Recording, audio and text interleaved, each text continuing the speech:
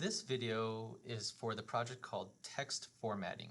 You can find instructions to follow along in your blue Graphics Technology workbook on page 9 through 13. Before we begin any project in Microsoft Publisher, we need to make sure to open up a new document. So to do that, we just simply double-click on the Publisher icon on the desktop with our left mouse button. And for this project, we just need a blank 8.5 by 11. So just single click on that with your left mouse button. If you haven't already, open up your blue Graphics Technology workbook to page 9 so that you can follow along. At any time, if you need a moment to catch up, just go ahead and pause this video and come back to it when you're ready. On page 9, you'll see the instructions, and the first instruction tells us to type 3 paragraphs using following topics as a guide. And then it lists 4 different topics. Those are purely suggestions. You can type about anything you wish as long as it's appropriate, but I will read these, so please use this as an opportunity to introduce yourself.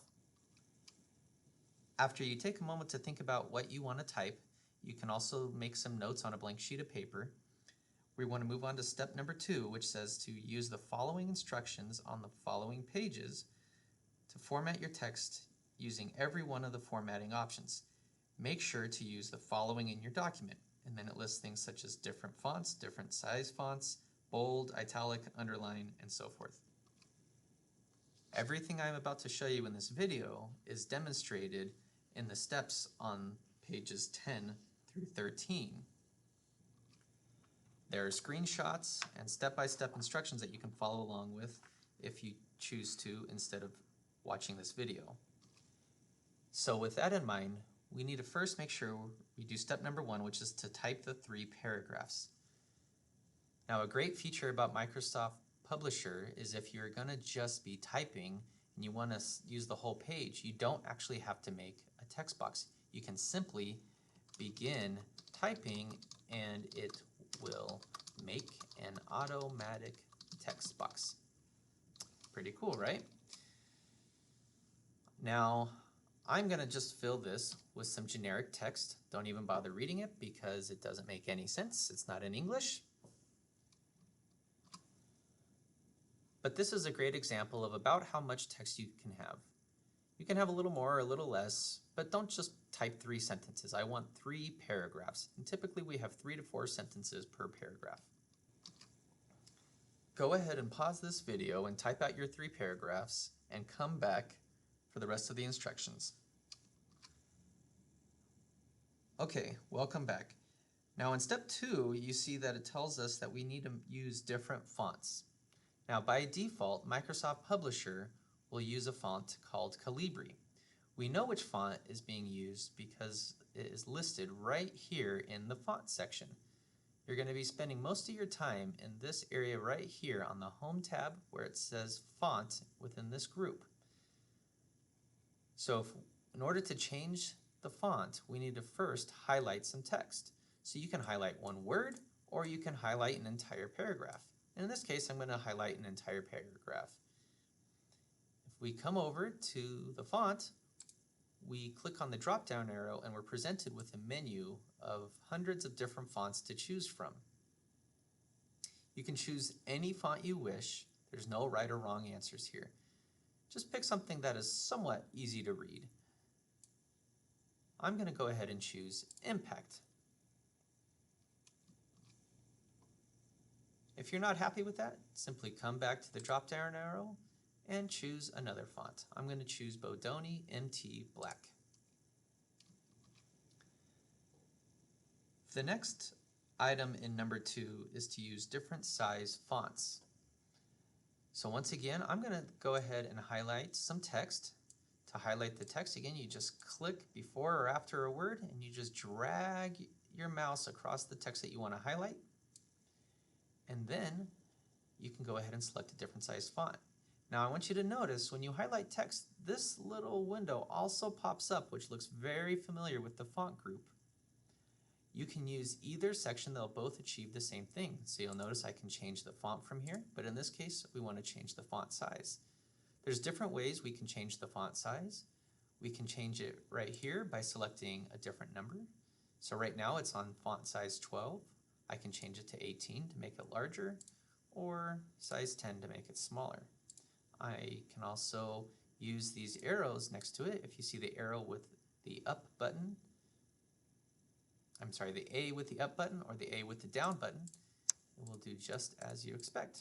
Click on the up button and it'll make it larger, and the down button, it'll make it smaller.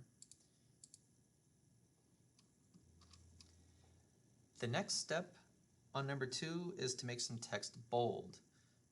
So typically if you want a word to really stand out because it's an important word, you can make it bold. So what I'm going to do is just choose this word right here that almost looks like the word November. I'm going to highlight it. Again, I do that by just clicking at the front or the back, and I just drag across until it's highlighted. And once again, you'll notice this little pop-up shows up, and you'll see the B for bold. We just simply click on that, and now that text is bold. I'm going to show that again with some other text. I'm going to use this, looks like a word, quid. We're going to highlight that, and this time I'm going to choose bold from up here. You'll notice they both do the same thing. Now moving down the list on number 2, you see it says to make some text italic. So same thing, we go ahead and pick a word or some words. In this case, I'll highlight this text. And then we can click on the I, which stands for italic. And italic will go ahead and make those words slant to the side, which is known as italic. This can be used to add emphasis to text or a number of different other meanings. Once again, I'm going to highlight some text here. Highlight all of that text, and I'm going to choose I for italic up here. Either way works. Now you might notice a pattern. We're just working our way through the font menu here. We've changed the font, we've changed the size using these buttons, we've done bold, we've done italic. Next, we're going to do underline. So once again, we're going to highlight some words that we want to underline, and we just click the U with the line under it, which means to underline. I can highlight some text down here, and I'm going to go ahead and underline it. The next item on the list is Superscript. Now this is great when we are typing out a date. In this case, you can see here in the second paragraph, the 12th, and we want to make the TH really small. So if we highlight just the TH, you'll notice this X with the number 2 above it, and we click on that, and notice how the TH became smaller and raised up. So if I unselect that, you'll see it goes back to normal.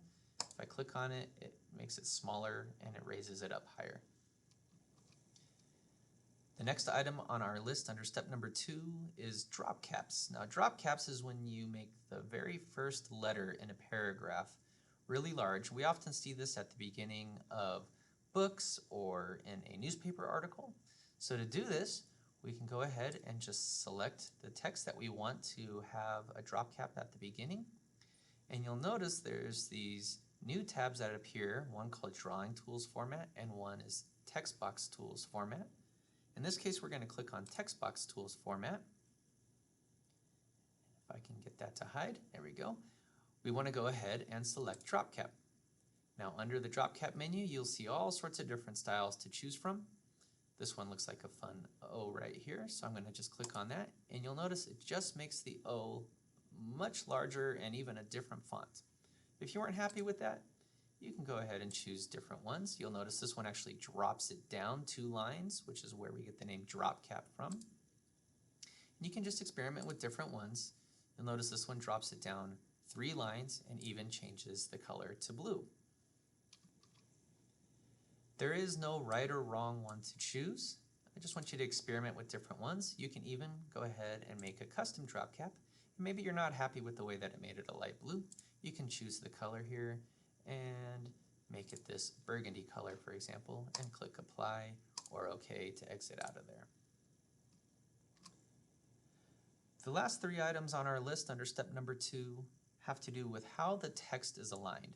By default, in every typesetting program in America, all the text aligns to the left because that's how we read and write. However, sometimes you might want the text to align to the right side, maybe because you have a photo next to it, or just for looks. So what we can do is go ahead and highlight the text, and if we come to our Home tab, Now we're going to be looking at the paragraph section, and you'll notice there's a line left, a line center, and a line to the right.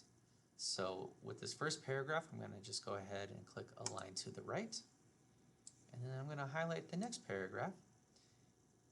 And in this case, I can choose center from here, or I can choose center from up here. It'll do the same thing, and you'll notice it centers all of the text. Please make sure to use the centering button instead of trying to manually type text by typing in a bunch of spaces. So once again, we can highlight that text, and we can make it align to the right, to the left, to the center, or even use one called Justify, which you'll notice makes it align to the left edges and to the right edges by adding space in between the words. Now with that, you're done with the list. Just make sure to go back through and check that you do have some text that's bold, underlined, italic, left align, right align, center align, different fonts, and a drop cap, and go ahead and save your document to the thumb drive.